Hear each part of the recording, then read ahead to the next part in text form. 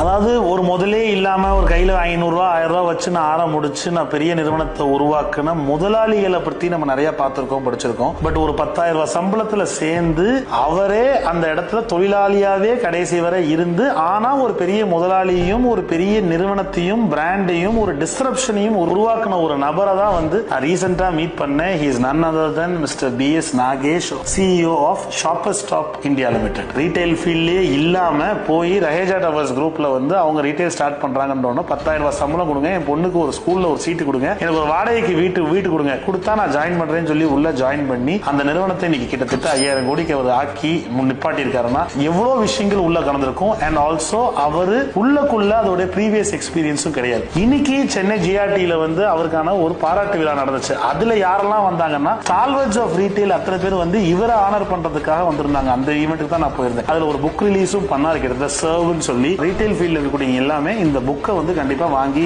படிங்க. சர்வ் வந்து கிராஸ்வேர்ட்ல அவைலபிள், கண்டிப்பா அமேசான் ஆன்லைன்ல எல்லாம் அவைலபிள் இருக்கும். சோ அங்க கண்டிப்பா வாங்கி இந்த புக்கை படிங்க. கம்ப்ளீட் ஜேர்னியை 30 வருஷம் ஜேர்னியை ஒரு புக்ல கொண்டு வந்திருக்காருன்னா கண்டிப்பா விஎஸ் ரீட்டைலர்ஸ் அந்த ஜேர்னியை படிக்க போகும்போது நமக்கு ஒரு பெரிய கிளாரிட்டி கிடைக்கும் அண்ட் டைரக்ஷன் கிளியரா கிடைக்கும்.